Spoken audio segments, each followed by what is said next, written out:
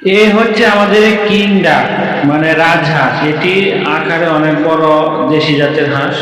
এরা সাধারণত দ্রুত বড় হয়, মাংস বেশি দেয় এবং রোগ প্রতিরোধ ক্ষমতা ওদের অনেক ভালো থাকে। গ্রামীণ খামারিদের কাছে এটি খুবই জনপ্রিয়, কারণ এর কার্যকর তুলনামূলক খুবই কম, কারণ তারা মাঠে চড়ে অনেক ঘাস খায়, সেজন্য একটা খাবার খরচ কম। তো আপনারা যারা পালন করেন তারা যদি মাঠে ছেড়ে পালন করতে পারেন, তা রাজহাঁস আমি মনে করি একটি লাভের সম্ভাবনা, প্রচুর লাভের সম্ভাবনা।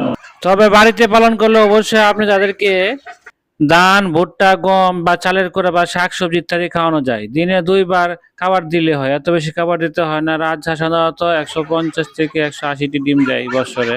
ডিম থেকে বাচ্চা ফোটানোর জন্য দেশি মুরগি বা হাঁস অথবা ইনকিউবেটর ব্যবহার করা যায়। তবে আপনারা হাঁসটিকে নিয়মিত পরিষ্কার পানিতে গোসল করাতে দিতে হবে এবং ঘর শুকনো রাখতে হবে। ঠিক আছে? ভ্যাকসিন এবং কৃমি ওষুধ সব সময় মতো দিতে হবে। অসুস্থ হাঁস আলাদা করে রাখতে হবে। লাভজনকের দিক দ্রুত বাড়ে এবং বাজারে চাহিদা অনেক বেশি। দেশি এবং সুস্বাদু মাংস জন্য মানুষ খুবই বেশি কিনে। রোগ প্রতিরোধ ক্ষমতা তুলনামূলক ভালো। ছোট পরিসরে গ্রামে সহজে পালন করা যায়। তো এইভাবে সঠিকভাবে রাজহাঁস পালন করলে অল্প পুঁজি দিয়ে আপনি ভালো আয় করতে পারবেন। আপনি চাইলে আমার চ্যানেলটিকে অবশ্যই সাবস্ক্রাইব এবং ফলো দিয়ে পাশে থাকবেন, যেন এরকম আপনাদের সামনে নতুন নতুন ভিডিও নিয়ে আসতে পারি। তো ভালো থাকবেন বন্ধুরা। আসসালামু আলাইকুম।